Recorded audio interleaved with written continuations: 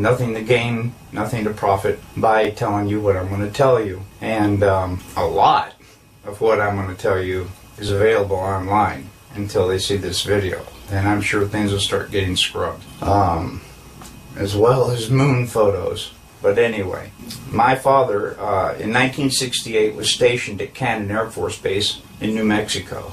I made notes on my computer so that I wouldn't forget anything, because there's a lot of little things and stuff that I'd forget. So these notes were made a long time ago. The original recording that my father made on his deathbed was destroyed in a fire.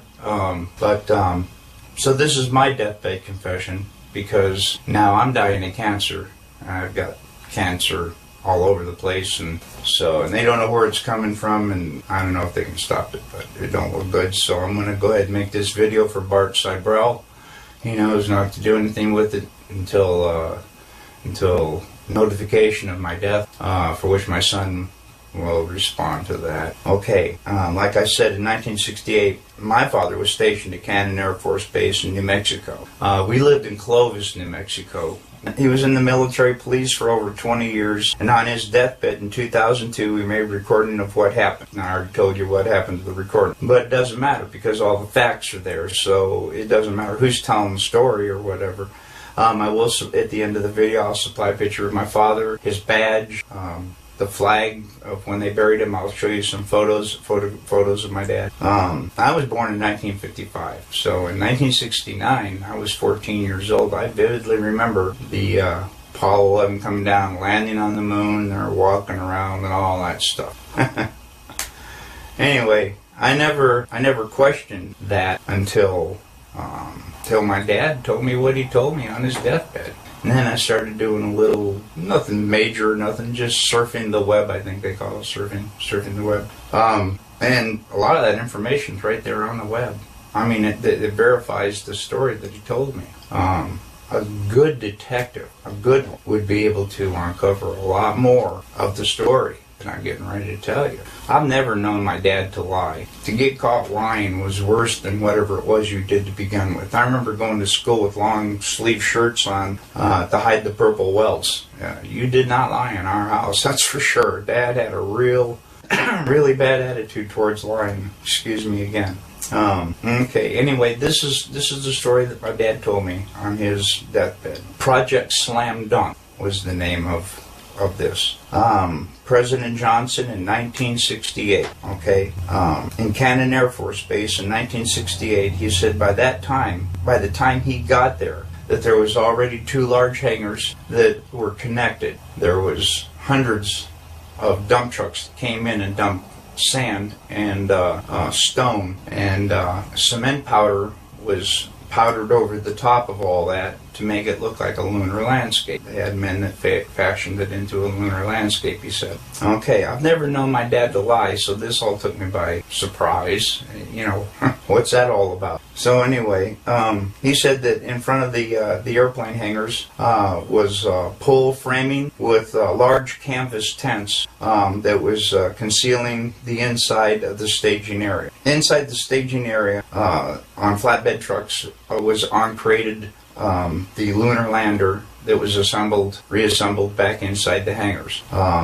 All of the walls were painted flat black, and the ceilings as well. He was sworn to secrecy by the NSA, and they would put him in prison for breaking that oath. When Dad saw the moon landing on TV, he cried. He said he knew that what he had witnessed on TV was exactly what they recorded in that hangar. There was no reason for them to go flying around and everything. They had detailed high-definition photos of the landing area. There was no reason for them to go flying around to a different landing area that almost exhausted their fuel, except for drama, because everything had gone so smoothly.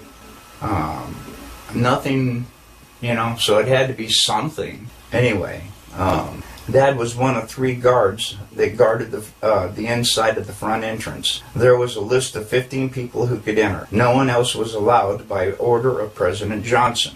And here is that list, and I gave it to Bart Seibel as well. And he checked out a lot of these names, and he says he can verify a lot of these people and what they do. And I come across a couple myself. Anyway, President Johnson, Neil Armstrong, Edwin Aldrin, Werner von Braun, Robert Emenegger, Gene Kranz, James Webb, Joe Kerwin, Dr. Thomas Paine, Glenn Looney, Dr. Christopher Kraft, Dr. James Van Allen, General Trudeau, Lieutenant Colonel Donald Simon, and Grant Norrie. Now, the only two that I really have information on is Robert Emenegger. Apparently, he did a lot of video work and stuff for the Department of Defense.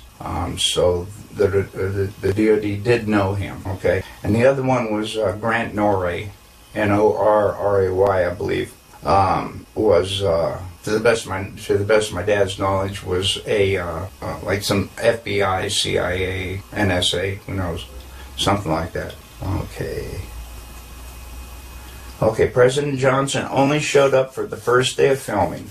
Filming lasted for 3 days, and the entire project was restored to original. In other words, the hangars were all taken apart, the sand was all removed, and so on and so forth. Okay.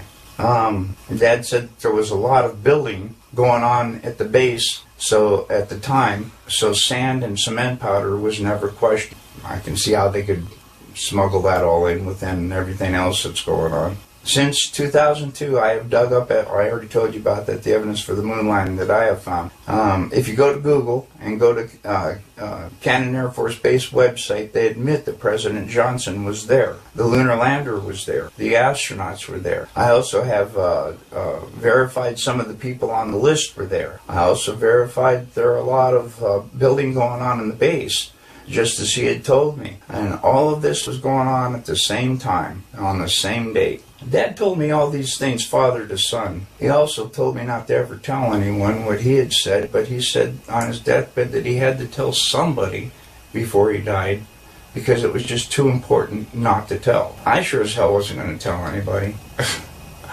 Yeah, I feared for my wife and me and my son, and I'll tell you why. Ever since I contacted Bart Sabrell, I think they may be listening to his phone once in a while, because I never had any problems until I contacted him and told him my story. No, I don't want any help. I just want somebody to pick up where I left off and be able to prove with the information I've given.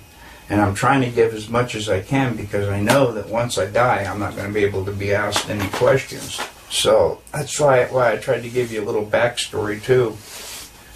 But that's about all I can think of. My dad, he raised me by the book. I know he didn't lie to me. And as I started seeing more and more of what he was telling me was true, I realized my dad wasn't lying. I lifted the lid off my dad's case, and you can see that his name is Cyrus Eugene Akers. He was born on July 17th, 1933. He died on September 28th, 2002.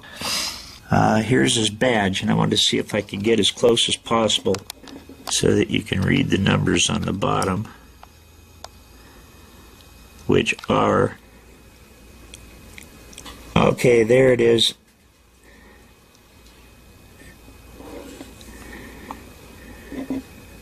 Zero 7596. 07596.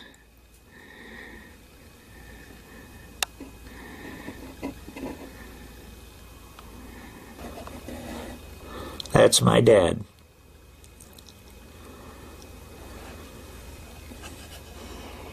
And it must have been a really early picture because he's only got 2 stripes, so that was back in the 50s, I'm sure.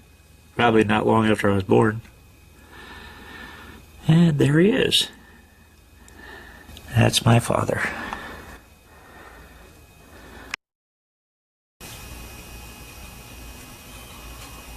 My dad, he raised me by the book. I know he didn't lie to me. And as I started seeing more and more of what he was telling me was true, I realized my dad wasn't lying.